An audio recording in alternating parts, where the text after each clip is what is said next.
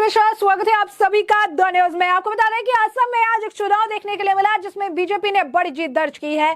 यूं कहिए राम मंदिर के उद्घाटन से पहले बीजेपी को एक बड़ा फायदा होता हुआ नजर आया है, जहां पर असम के एनसी हिल्स स्वतंत्र परिषद चुनाव में भाजपा ने 28 में से 13 सीटों पर जीत हासिल करके जो मेजोरिटी है, आपको बता दें कि उन्होंने जो है हासिल की है और जीत उन्होंने दर्ज की है।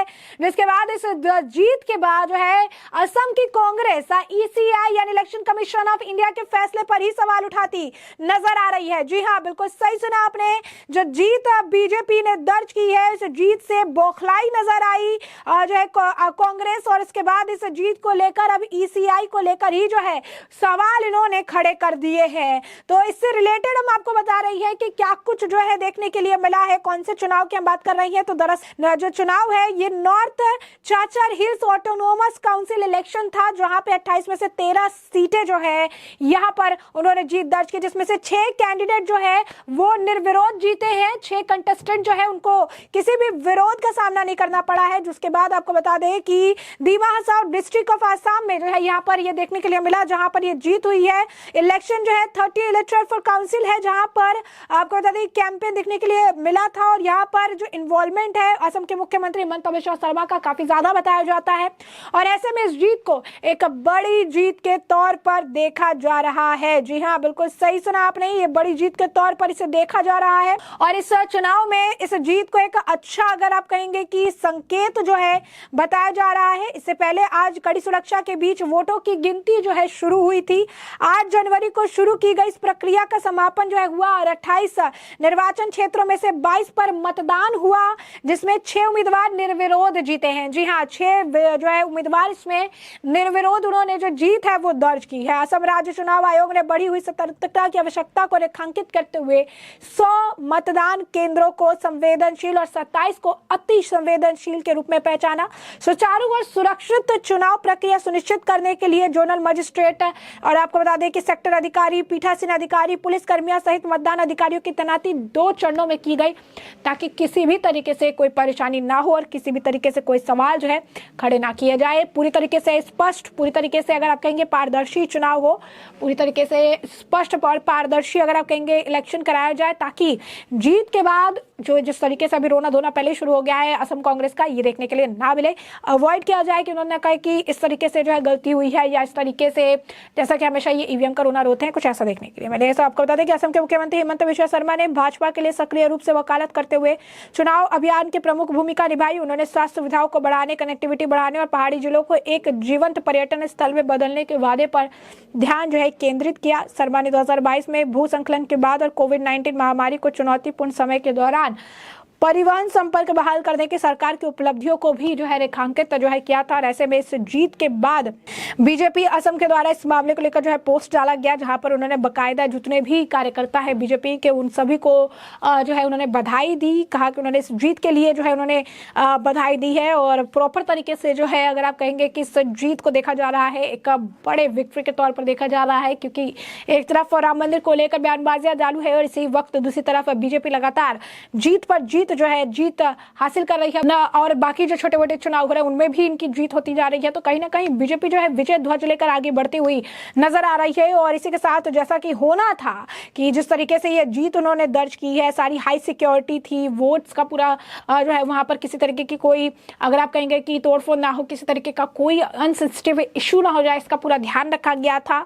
और इसके बाद 28 कॉन्स्टिट्यूएंसी में से 22 में जो है वोटिंग हुई। 6 कैंडिडेट जो है वो जो है जीत उन्होंने निर्विरोध की है। जिसके बाद असम कांग्रेस ने अब ईसीआई के ऊपर ही सवाल खड़े कर दिए, इलेक्शन कमीशन ऑफ इंडिया पर ही उन्होंने सवाल उठाना शुरू कर दिया। असम कांग्रेस की नेता जो है बोबिता शर्मा ने गुवाहाटी के चुनाव परिणाम में संबंधित महत्वपूर्ण जानकारी को रोकने के लिए भारतीय चुनाव आयोग के फैसले पर ही गंभीर सवाल उठा दिए। शर्मा ने 2021 में असम के लिए फॉर्म 20 के विधानसभा जो है बुधवार चुनाव परिणामों के मतदान केंद्र के नाम और पार्टी समन्वयक की उपस्थिति पर चिंता व्यक्त की। केरल 2021, गोवा 2022 और हालिया राज्य चुनाव में वही प्रकृति देखी गई है। पंजाब 2022 और कर्नाटक 2023 की उन्होंने बात की। कांग्रेस नेता ने इस बात पर प्रकाश डाला कि 2021 तक फॉर्म 20 में मतदान बूथ संख्या, नाम और राजनीतिक सतुल्यता के साथ बुधवार परिणाम शामिल थे। हालांकि ईसीआई ने इस प्रथा को खत्म कर दिया, बंद कर दिया। केवल मतदान केंद्र संख्या और उम्मीदवार के नाम जो है अब प्रदान किए जाते थे। शर्मा ने प्रमुख सवाल उठाया कि ईसीआई इन जानकारी को क्यों रोक रहा है।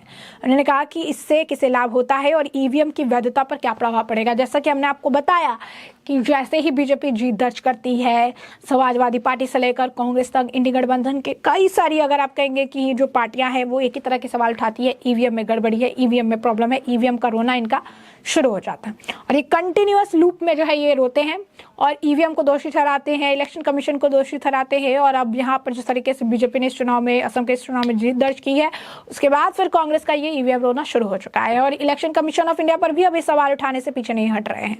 आपको बता दें कि एपीसीसी से इस बात पर जोर दिया, यानी असम की जो कांग्रेस है उन्होंने इस बात पर जोर दिया कि मतदान केंद्र के नामों की अनुपस्थिति राजनीतिक दल, स्वतंत्र एजेंसियों और अनुसाधन विधानों की बूथ स्तर पर मतदाता व्यवहार और ईवीएम की खराबी का विश्लेषण करने की क्षमता में बाधा डालती है। कांग्रेस के अनुसार यह एक अनुचित चुनावी माहौल बनाता है क्योंकि सरकार विश्लेषण के लिए इस महत्वपूर्ण डेटा तक का विशेष पहुंच रखती है। चिंता ईवीएम की वैधता तक ही फैली हुई है। कांग्रेस ने चुनाव परिणाम में पोलिंग बूथ के नाम और पार्टी सद्बुद्धा को शामिल करने की प्रथा को बंद करने के पीछे पारदर्शिता और आवश्यकता पर सवाल जो है वो खड़े किए हैं, जो कि लाजमी है। कांग्रेस कहीं भी चुनाव हार जाए तो ये कहने लगती है और इनके ही नेता जो है, अभी हाल ही फिलहाल में जो है कार्ति चिदम्बरम, उन्होंने कहा था कि मुझे ईवीएम पर पूरा भरोसा है। जब मैं शुरुआत से लेकर जब मैं चुनाव लड़ रहा था और आज तक मैंने कभी भी ईवीएम को लेकर सवाल खड़े नहीं किया, क्योंकि ईवीएम एक मशीन है जो कि सही तरीके से काम करती है और जो है इसका रिजल्ट चाहे वो जीत का हो या हार का हो वो सही आता है। ये खुद कांग्रेस के ही नेताओं का बयान है। लेकिन कांग्रेस जब हारती है तो ठिकरा जो है वो फोड़ने के लिए ईवीएम उन्हें मिलता है, क्योंकि राहुल गांधी जैसे नेता भी हैं जो कि हार का जो, अगर आप कहेंगे कि जो ठिकरा है वो किसी और पर फोड़ना चाहते हैं, वो वहाँ के जो लोग होते हैं, जो वहाँ की उनकी पार्टियां होती हैं, उनके नेताओं पर फोड़ना चाहते हैं, वो उसका क्रेडिट ही नहीं ले सकते हैं। तो ऐसे में जवाब में आपको बता दें कि एपीसीसी ने घोषणा की कि ईसीआई यानी इलेक्शन कमीशन ऑफ इंडिया को एक पत्र लिखकर जवाब मांगेंगे और आगामी चुनाव में इस डेटा को शामिल करने का आग्रह करेंगे। साथ ही कांग्रेस पार्टी की मांग है कि 2024 में होने वाले लोकसभा चुनाव में भी यही पारदर्शिता बरकरार जो है रखी जाए।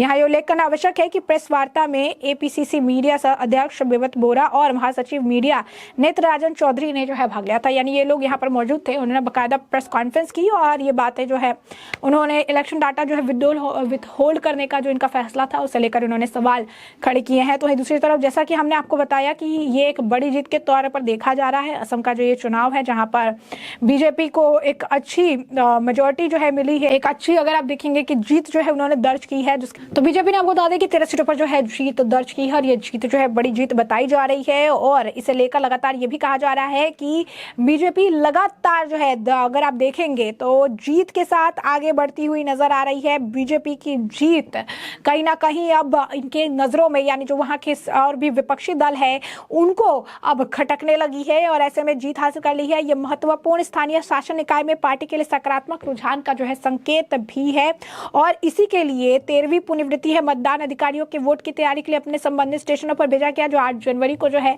हुआ था और अब इसका रिजल्ट जो है आया है। आपको बता दें कि भाजपा मौजूदा चुनाव में कम से कम 22 सीट ने जीतने के लिए जो है अब तैयार है। 13वीं उच्च कक्षार हिल्स स्वच्छ परिषद का चुनाव सोमवार को हुआ था। मतदान अधिकारी काफी पहले ही अपने अपने स्टेशनों पर पहुंच गए थे। जैसा कि हमने आपको बताया कि पूरी तरीके से पारदर्शिता इसमें रखी गई। 280 मतदान केंद्र बनाए गए थे, 100 को संवेदनशील, 27 को अति असंवेदनशील के रूप में जो है घोषित किया गया था और वहां पर मिलिटेंट्स के भी, अगर आप कहेंगे कि पूरी तरीके से उपलब्धि कराई गई थी ताकि किसी तरीके की कोई भी चूक ना हो और कल को इस पर लेकर जो है सवाल खड़े ना हो, इसके भी पूरा ख्याल जो है रखा गया था। और अब बीजेपी ने ये बड़ी जीत जो है दर्ज कर ली है। बीजेपी के लिए बड़ी जीत के तौर पर इसे देखा जा रहा है और 28 में से 13 सीटों पर जीत हासिल की है। उन्होंने 6 लोग ऐसे थे जो निर्विरोध जो है इस पर जिन्होंने जीत दर्ज की है। 6 निर्विरोध सीट जो है जीते हुए हैं, जो अपने आप पे एक बड़ी उपलब्धि बीजेपी के बताई जा रही है। तो ऐसे में आपको जो पूरा मामला है ये बड़े विस्तार से बताया कि पूरा मामला क्या है, किस तरीके से असम में बीजेपी की जीत देखने के लिए मिली है। इस चुनाव में जीत के बाद बीजेपी ने जो है आप कैसे कि जीत का परचम जो है लहरा दिया है। 28 में से 13 सीटों पर बीजेपी विजयी रही है। तो दूसरी तरफ इस जीत से कांग्रेस, असम कांग्रेस बौखलाई नजर आई और ईसीआई को लेकर भी उन्होंने सवाल खड़े कर दिए। तो ऐसे में अब इस पूरे मामले पर आपकी भी जो राय हो हमें कमेंट सेक्शन में कमेंट करके जरूर साझा करें।